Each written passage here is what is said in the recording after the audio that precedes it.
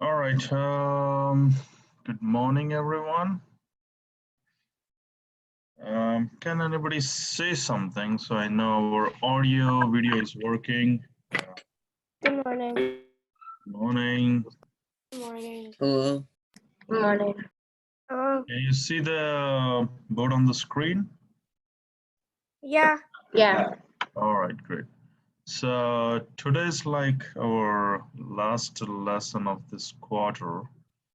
After that, we'll be having a break of a few weeks, and then we'll see how things go. So hang tight. Hopefully, you guys persevere until the end. Okay. So yeah, we have.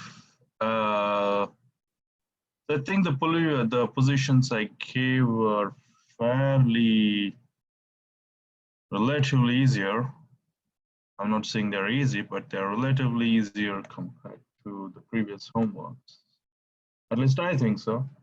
But I didn't got a lot of submissions, only from a few of the students. Who would like to go ahead and share their answer? I know Anushka shared her answers with me, so let's give Anushka the first chance to share her, to share the first answer. So the homework is obviously, so I'll just repeat a few things and then we can. The homework was based on removing the guard topic, right? The topic that we were studying last week. And so we have to find here what is the weakness in black's position and what is white doing here to remove the defender of that weakness. So there is a weakness in black's position and one of black's pieces is defending that weakness. And now we want to remove that defender. So which will lead to decisive material advantage or a mating attack, right? Cool. So Anushka, I'm gonna unmute you. Why don't you just go ahead and share? Before you speak anything, I have a question for you. So can you tell me what is the weakness in black's position before you share the answer? What is the weakness in black's position? What weakness do you see in black's position?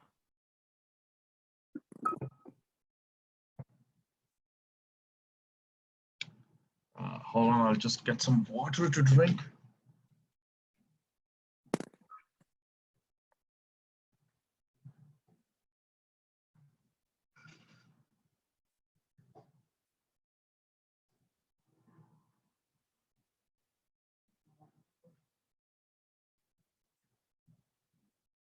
So Anushka, Yeah. what's the weakness in black's position?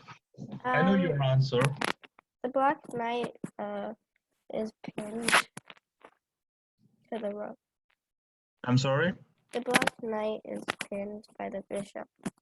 Okay, good. So yes, I guess the black knight is one of the weaknesses in this position. Yes.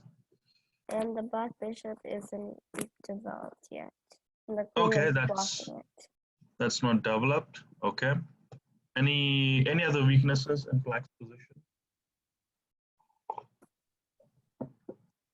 So let me give you a hint. This black's king. Okay, so there is a weakness around the black's king. That's the hint. Oh, back rank checkmate. Right. So black's back rank is weak. So ideally, I would draw like the whole row, but since like this bishop is blocking the black rook, what I'm gonna do is that the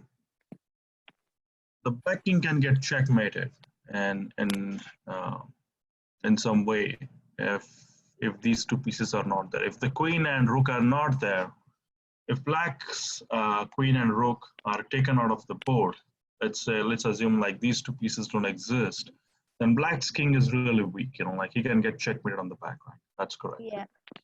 So I think your solution revolves around that weakness, like exploiting that weakness. Am I right? Yes. Okay, cool. So what's your first move? Bishop f5. Bishop f5. That's correct. So, all right, let's look at bishop f5. So bishop f5, and you're precisely doing that. You're trying to exploit black's back rank. So if black takes white's bishop, then you have rook into e checkmate, Yeah. right? And let's say I take first rook into e1 check. Then what you're gonna do? Then you go to queen x e1. Queen takes e1. That's correct. And now again, black's queen is under attack by the white bishop. But if you take the white bishop, what white is attacking is this weakness, right? The one we discussed. So this is queen e8 checkmate, black rank weakness. So let's insert a diagram here. So yeah, I mean, like this is gonna be white's major threat. He's threatening a checkmate on the e8 square, and black has to keep on defending that e8 square, or he has to find other ways to defend his back rank. What else can he do? Wait, for black or white? Black to play now, right? Yeah. So what else can black do here? And he can give up his queen. I'm sorry? He can give up his queen. Yes, right. So he has to give up the queen or he has to give the checkmate. So actually here white is gaining the decisive advantage, right? Either here we are winning the queen, white is winning the queen, or black is getting checkmated. So either way you win. There is one move though, queen d6. How would you proceed in that case? Queen e8 check. Queen e8 check. Okay, let's play queen f8 now. Queen x c6. Queen takes c6, then I will take bishop into f5. Oh. And I don't think white has a decisive advantage here.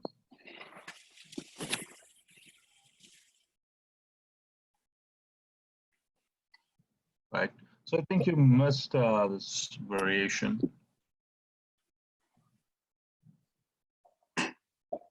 But you're very close. What can white do here? Oh, bishop x h7. Yeah, bishop takes h7 is the correct answer. Yeah, bishop takes h7 check, takes, and then you take the queen. Right. So as you said earlier, he has to give up the queen, maybe in a different way, but ultimately white gets the queen. So let's go back, take a look at this solution from the top. So true, I think the knight on c6 is also a weakness, but I will say that white does not, like there is no way white has by which he can exploit this weakness. So it is very hard for white to exploit this weakness. So how do we know it? So let's just go through a few variations. So say you take the knight and he takes the knight, right? And the most white can do is that he can try to get the pawn back. So take, and it's equal. Say black plays something like bishop e7. In fact, it's threatening a mate. And then I play f3, stop the mate, and it's about equal position. Mute you back, right? So if you try to exploit the weakness on c6, it's really not working.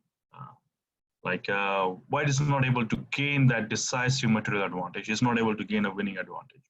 So, okay, so we check other weaknesses in black's position. So I cannot exploit the weakness on c6. The other weakness I see is the back rank position, and like the back rank weakness in black's position.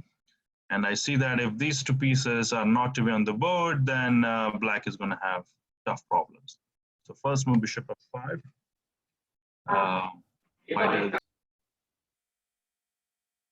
White is now starting to remove.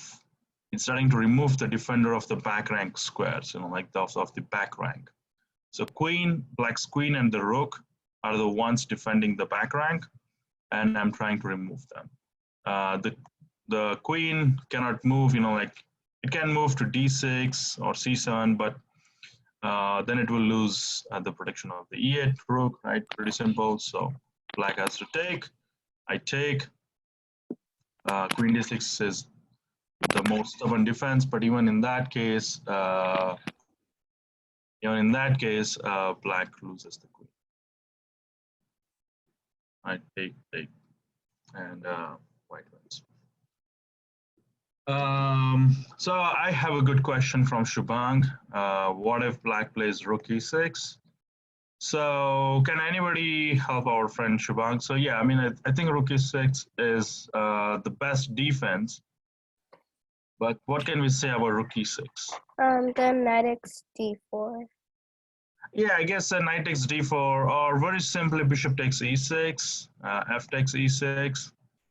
And now I will say that here again, white has a decisive material advantage in terms of, like we have an exchange up. So yeah, rook e6 is the best defense.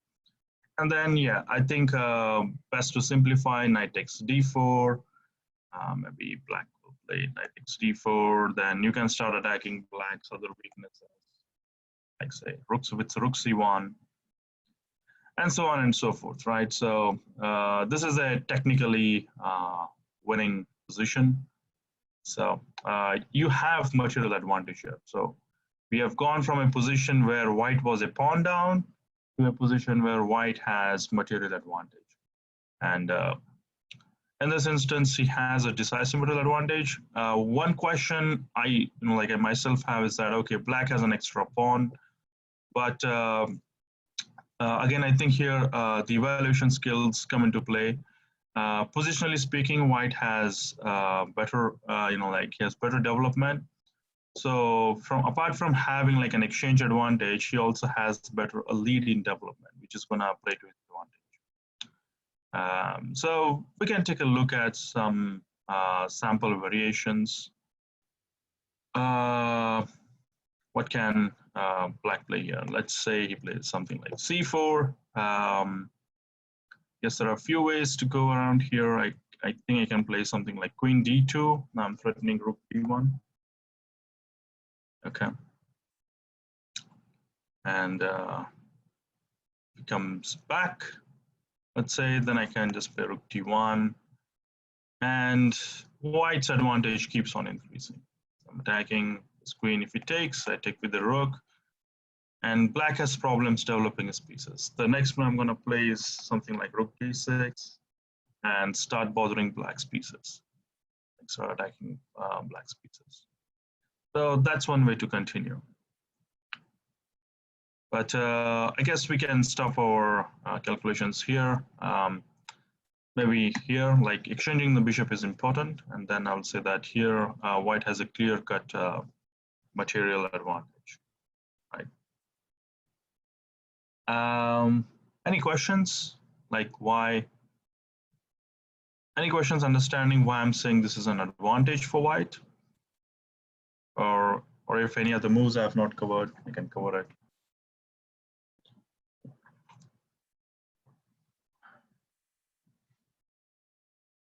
Okay. Yeah. Okay. The iPad speaks. So here I probably he has an advantage, but it doesn't look like he's like gonna win, right? Yeah. So, like when you compare this variation with the queen up variation, yeah, I mean, like here, as I said, like this is black's best defense, but it comes down to a few factors. Like so, let's say this is a game between two grandmasters. Who's gonna win? Who has the higher chance of win? So in my experience, when it comes to like two grandmasters playing this position, the player with white pieces is going to win 100, like 10 times out of 10, right? Because these guys don't make simple blunders, and like and for technically for these guys, this is going to be like a straight away win. It's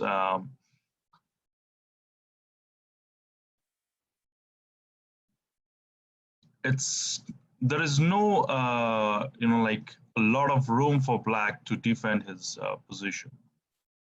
Like let's start with something like rook c1, right? So what are you gonna do? Like I'm just gonna start attacking black's pieces.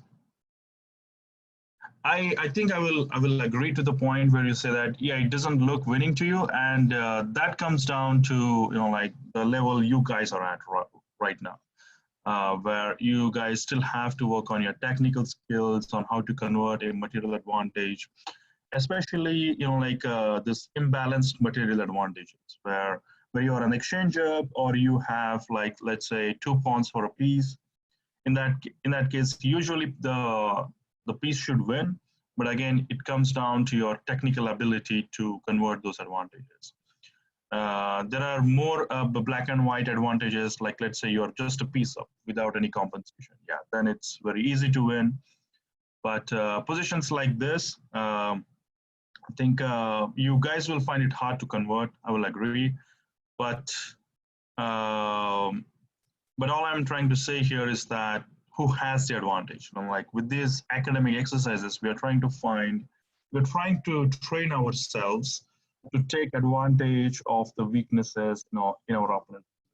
So white took the advantage in black's position, which was the back rank, and he got an exchange, right? So he, from a pawn down position, he went to a exchange up position, right? So that kind of conversion is what we are mostly training here about. I can understand why you feel this position is difficult to convert, and I think we need like another, like a few other sessions just to understand how to convert these not so obvious advantages, right? So these are not so obvious advantages, but they are advantages nonetheless. So like that's a different topic for another day. Does that make sense? Yeah. All right, cool. Anything else? All right, great. So just save this and go on to the next problem. So let's go to puzzle number 2. And okay, I know, let's give someone else a chance to speak out. So this was homework number 2, white to play.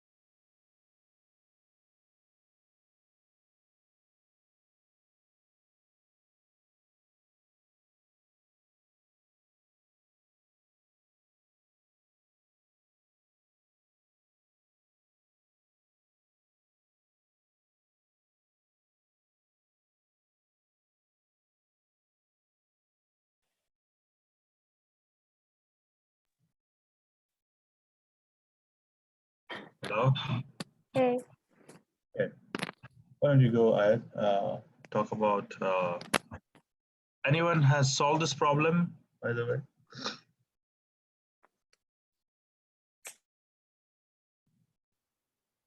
Anyone else other than Anushka? Has anyone else solved this problem?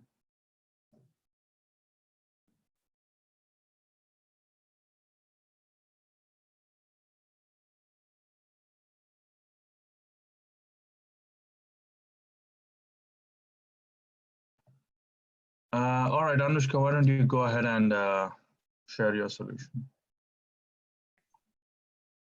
So my solution is knight x g6. Okay, so first move, white does is knight into g6. So in the beginning position, the weaknesses are not obvious. The only target we see for white is the g6 square. And so, okay, so knight into g6.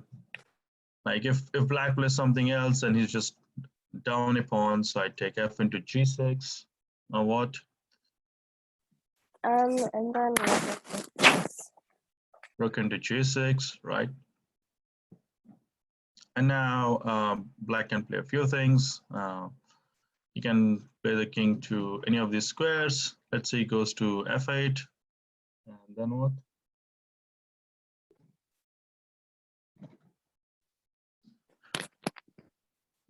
after f8, queen x g, queen x8. Wait, rook x f6. X f6 check, queen takes f6, and queen takes h5, right? Yes. Yeah, and so at the end of the variation, what we see here is that white has gained 2 pawns. White is 2 pawns up at the end of this. So that's again, I would say, whoops, not a equal. It's a decisive material advantage. So let's go through this again. See, one of the characteristic of all these homeworks or exercises we do in the class is that these variations are forced. Forced meaning that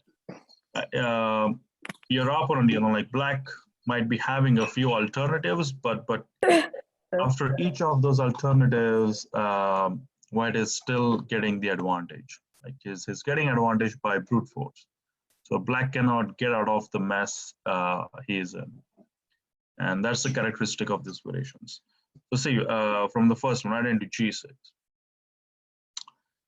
White is attacking black's knight, right? If he has 2 options here, either take the knight or move his queen.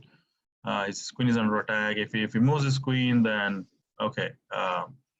Because there are 2 ways, I can just simply take rook into h5. Right, so we have removed one of the defenders of the rook on h5. So take, and I'm a piece up. If he takes it, then take, and I'm 2 pawns up again, right? So knight g6, f takes g6, and then rook into g6. And now the king has to move. Let's say the king moves to h8. Even if it goes to h8, I'll still play rook into f6. And again, it's the same thing. I'm 2 pawns up at this point. So either he has to move his rook or he has to take my rook. If he takes my rook, I take your rook. I'm 2 pawns up with a mating attack. And if he moves his rook to say something like h6, whoops, he cannot go there. Actually, can't go to a lot of places.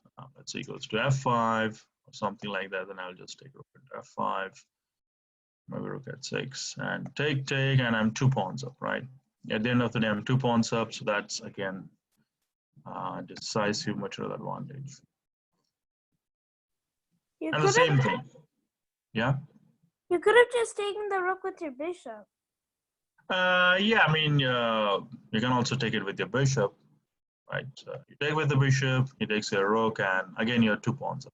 You can move back your bishop back to, let's say, something like e4, and again you're 2 pawns up. So at the end of the day, you're 2 pawns up, right? So there are different ways to go there. So the key is to finding this combination. Like the key is to find knight into g6 and identifying that this is knight into g6 is the one which will break black's position, black's setup, right? Any questions?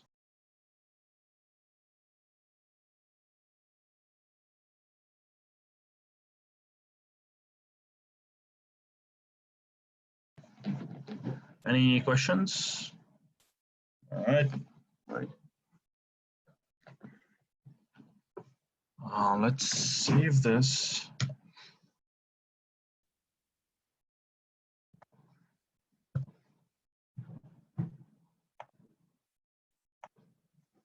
Go on to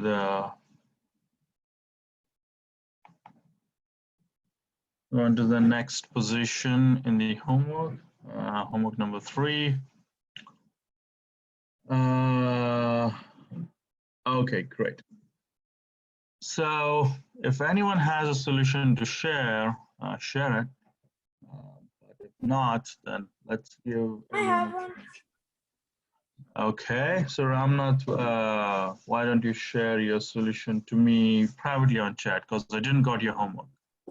So I didn't have a chance to look at your solutions. So send it to me privately before I know it's correct or not.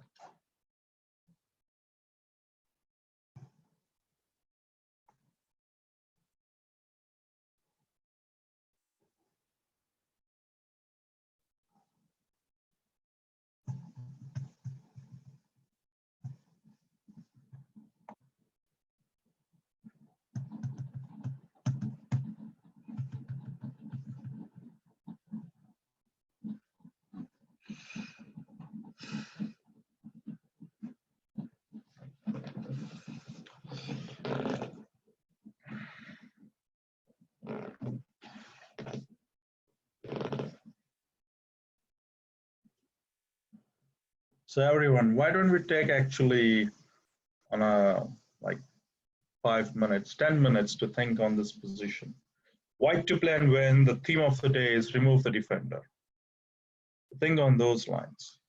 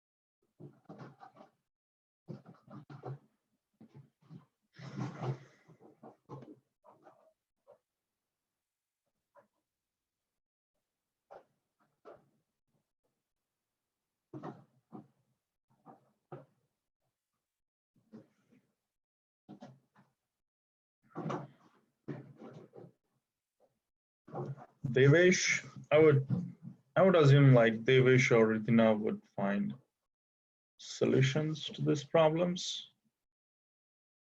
or even Shubham.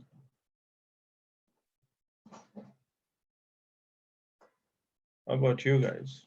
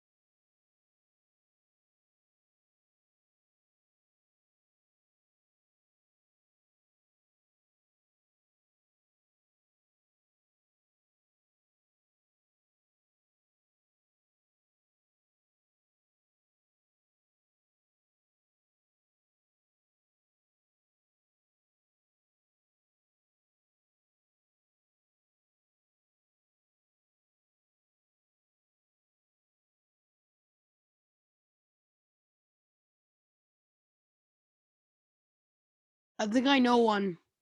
Yeah, why don't you share it with me on chat, Adib? Okay, it's good that you found it.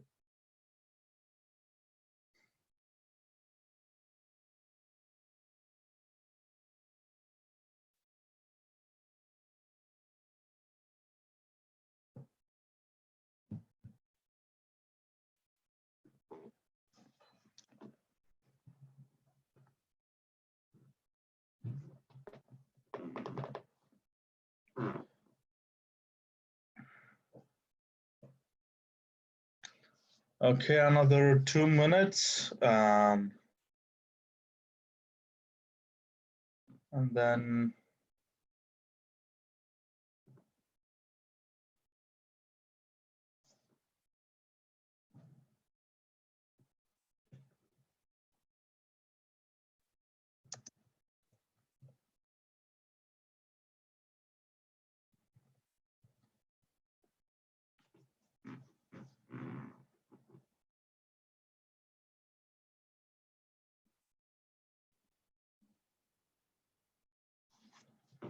so guys who have not yet sent their solutions have 2 minutes to type it up and send it to me.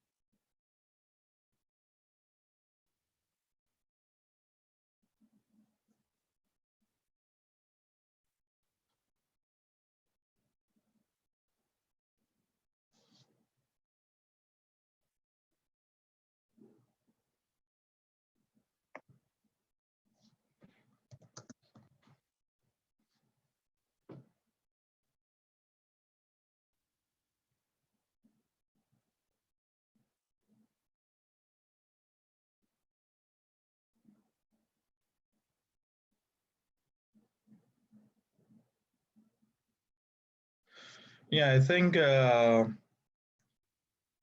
time's up. So I think a few guys were able to identify the right theme, the right idea, as well as the right execution. So Anushka, Adib, Devesh, Shubhang, they found the right idea and they also found the right execution. So how do we do this? So let's check with, let's go alphabetically. So Anushka, we have already given a chance. Let's go to Adib. So Adib, before you tell us, you share your solution, can you tell me the weakness in Black's position? What weakness in Black's position are you trying to exploit? Is like defending the knight. Okay. It's like a big weakness because if I do bishop to c8, he can. Well, you really can move his bishop because if he does, well, then we can try. We can get his rook. What Got bishop? it. I mean knight. Yeah, I think you explained it very well here. So I think the key driver in this position is this protection of this knight by this bishop. So if I take this bishop off the board, then the knight is not supported. But not only is it not supported, it doesn't have a way out. It's the knight on h3 is trapped. The only squares it can go is g5, f4, f2, and g1, right? So that means that the knight will be lost without the protection of this bishop. And yeah, I think that drives the point home that this is the weakness in Black's position, the knight on h3.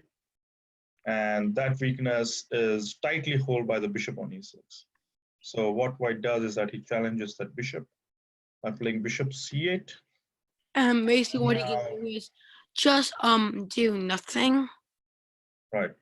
or capture, which you know what how it's gonna go. Yes, yes, that's correct. Yeah, Shivang and Devesh also were on the same page. So yeah, bishop c8, and now black just cannot defend his knight anymore. So whatever move black plays, his white is going to take the bishop on e6 and then take the knight on A h3. knight in exchange for a bishop and a. Yeah. So let's go through a sample variations. Okay. So let's go through some sample variations for white. So let's say black plays for black actually. So let's say black plays f6. He's trying to bring his knight to g5 on the next move, but he doesn't get time. He's not on time. White will take bishop into e6 check, into a6, and king into h3, and I have the extra piece, right? Let's say he takes my bishop. So let's say he takes my bishop on c8.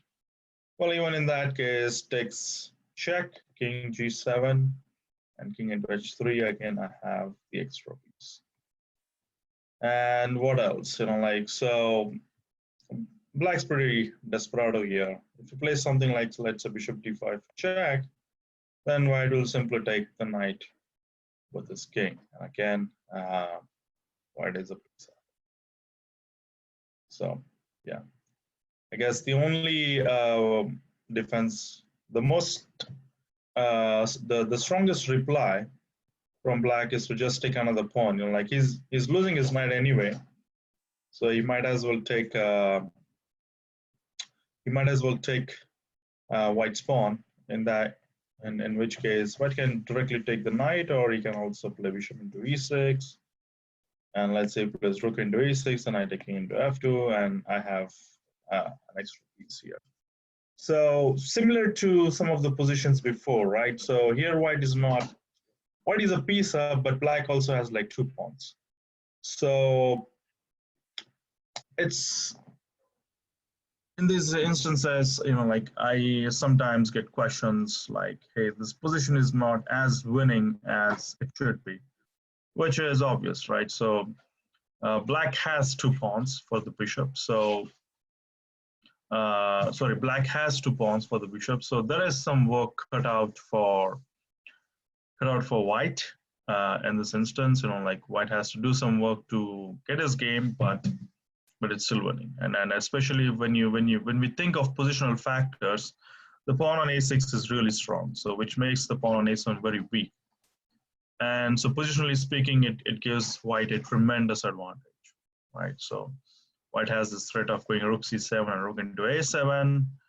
And so this is going to be a tough position for black to defend. White's winning, right? So I think most stubborn defense is probably playing b5. So if white takes on a7, then I take on a6. But what white can do is that he can simply play rook a1, protect his pawn on a6, and now pawn on a7 will be lost. And so white will win pretty quickly here. Right. Any questions? I think this was a very subtle position, so just remove the defender. The weakness is on h3, and that weakness is defended by the bishop on e6. So what white does, he removes the defender by playing bishop c8, and that's it. That's the solution to this problem. Any questions I can answer before moving on to the next position?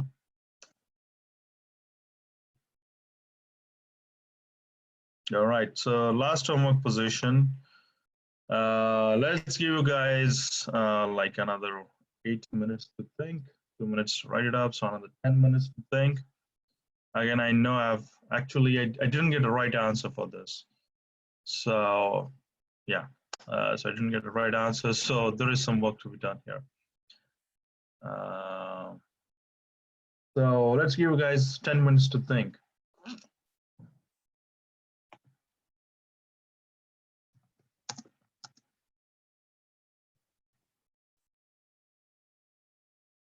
As I said, I didn't get a right answer to this position. So let's give you all of you some chance.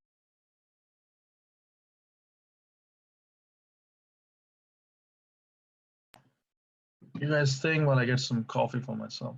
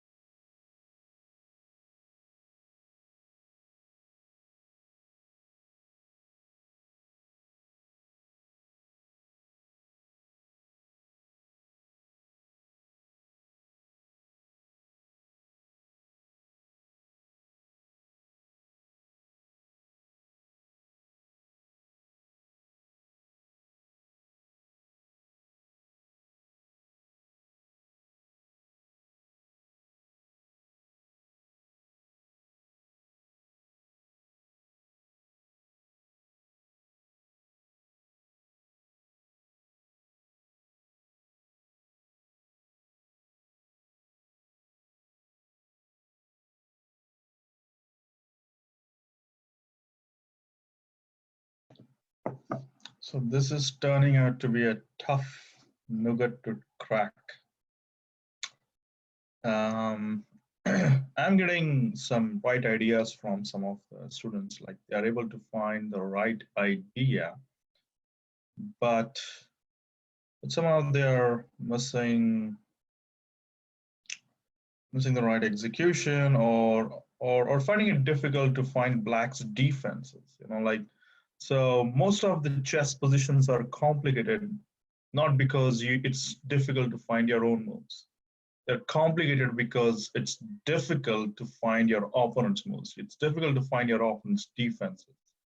So, as I've said earlier, like, try putting yourself in your opponent's shoes and think how you will defend white's threats, right? So try to do that. That's gonna achieve that breakthrough for you.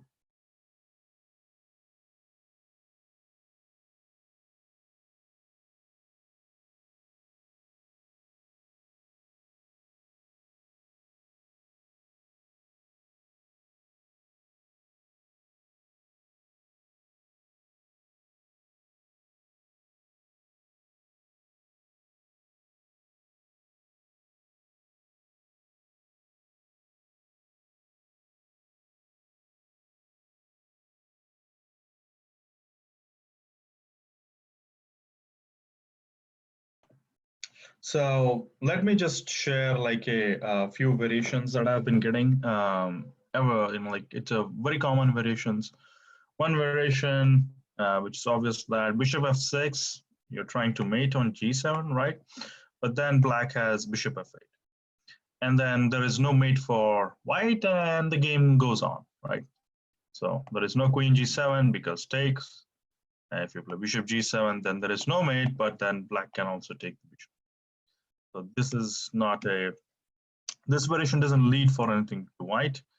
Another variation I got was rook into c5. Okay, queen into c5, and then bishop f6, and people are like, oh, there is a mate on g7. But again, now, like, I think I see that this is a visualization error, that you're not able to see that the queen can go to f8, because you're still assuming the queen is on b6. But yeah, I mean, the bishop is replaced by the queen, and now you can play queen f8, and like also saves the mate in this case. So there are these two variations. Like, I just wanted to get those out of the way. Those two variations don't work. At least sorry. At least take bishop f6 doesn't work. Okay, so maybe try to dig in deeper from this point on, right? But I'm just gonna reset the position back.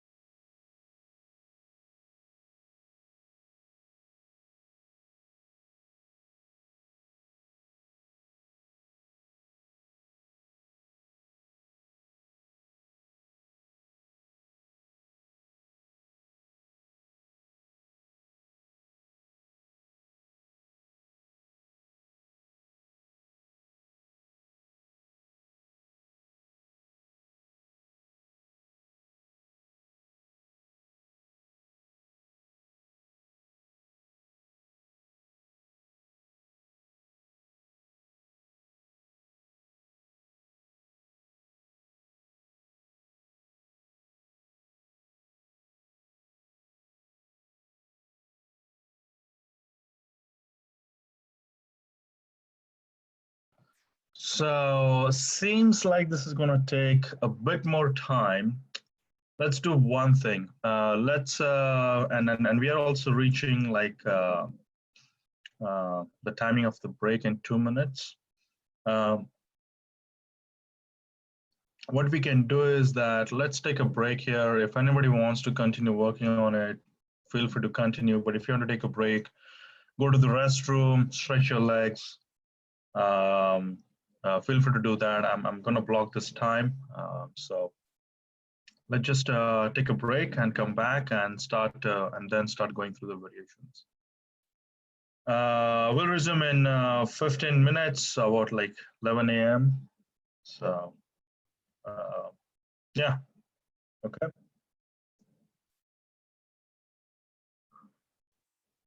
So feel free to come back at 11 a.m.